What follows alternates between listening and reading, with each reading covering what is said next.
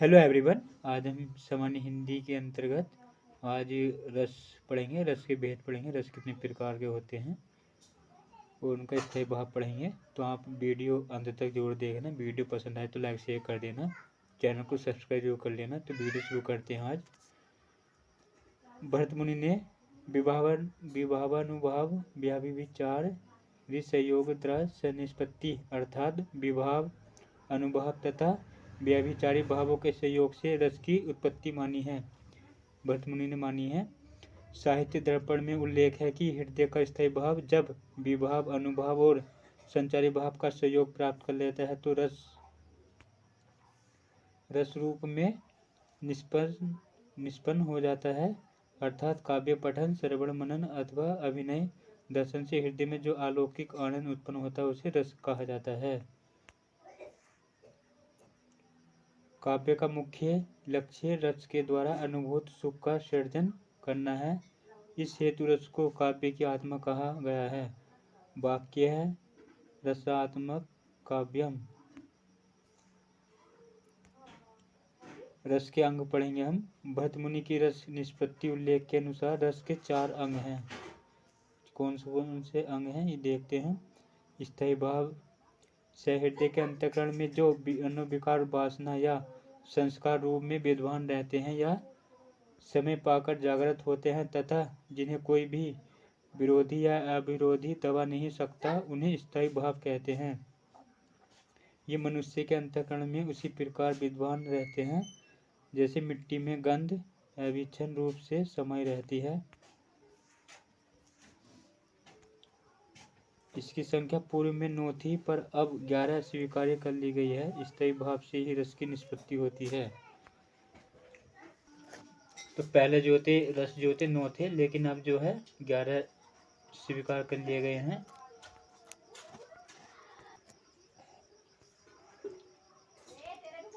स्थायी भाव देखेंगे। दूसरी तरफ रस दिए गए हैं। तो श्रृंगार रस का जो स्थायी भाव होता है रति होता है। हास्य रस का जो स्थायी भाव होता है हास होता है। करुण रस का जो है शोक होता है। वीर रस का जो स्थायी भाव हो जाएगा उत्साह होता है। रौद्र रस का जो स्थायी भाव है क्रोध होता है। भयानक रस का स्थायी भाव जो है भय होता है। विभत्स का जो है जुगुप्सा है घृणा होता है। अद्भुत रस का जो स्थायी भाव होता है विस्मय होता है। शांत रस का जो है निर्वेद या सम होता है। भक्ति का जो है स्थायी भाव अनुराग होता है। वात्सल्य रस का जो स्थायी भाव होता है स्नेह या वात्सल्य होता है। वीडियो को लाइक कर देना, शेयर कर देना।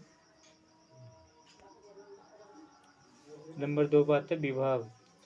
स्थायी भावों की विभावना या जागृत कर उसे आस्वादन योग्य बनाने वाले भाव को विभाव कहते हैं। इसके 2 भेद।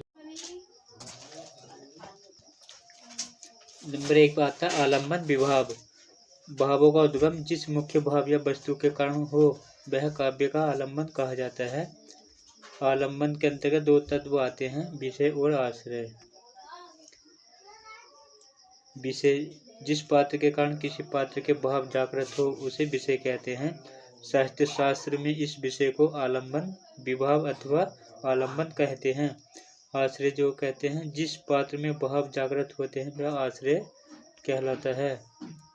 नंबर 3 पाता है उद्दीपन विभाव। स्थायी भाव को जागृत रखने में सहायक कारण उद्दीपन विभाव कहलाता है।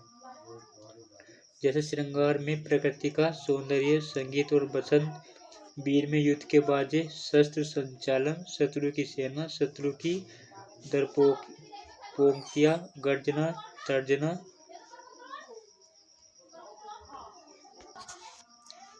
हास्य में हास्योत्पादक व्यक्ति की चेष्टाएं, वेशभूषा आदि। नंबर 3 आता है अनुभाव। रति, हास, शोक आदि स्थायी भावों को व्यक्त या प्रकाशित करने वाली आश्रय की चेष्टाएं अनुभाव कहलाती हैं। अर्थात जो भावों का अनुगमन करे वह अनुभाव है। जैसे भय स्थायी भाव के जागृत होने पर कंप, स्वरभंग, मूर्छा, रोमांच, पसीना आदि का आना इसके निम्न भेद हैं। सात्विक अनुभाव जो विचार अथवा चेष्टा मन की विभिन्न स्थितियों के कारण शरीर की स्वाभाविक क्रिया के रूप में उत्पन्न हो, उन्हें सात्विक अनुभाव कहते हैं। यह 8 प्रकार की होती हैं। नंबर 1 पर अश्रु आनंदित दुखादि कारणों से आंखों में आंसू आ जाना, रोमांच, काम, हर्ष, भय आदि के कारण रोंगटे खड़े हो जाना। नंबर 3 पे स्तंभ लज्जा, प्रसन्नता, भय आदि कारणों से अंगों का स्थिर हो जाना। नंबर 4 पर आती है स्वेद, भय, क्रोध, हर्ष आदि के कारण शरीर पर पसीना आ जाना।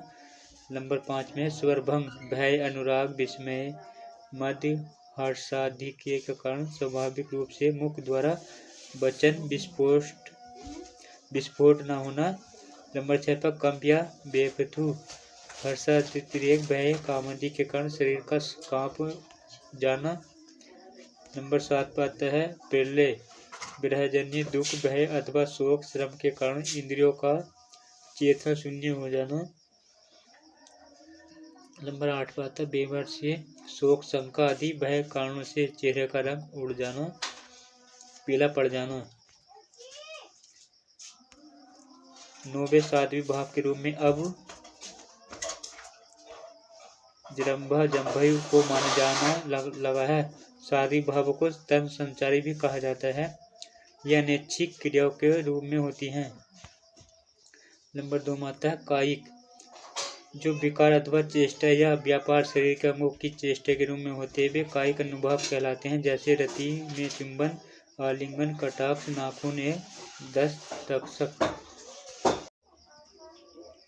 नंबर 3 पर आता है वाचिक, पात्रों द्वारा प्रसंग विशेष के वशीभूत होकर वाणी द्वारा अभिव्यक्ति ही वाचिक कहलाता है।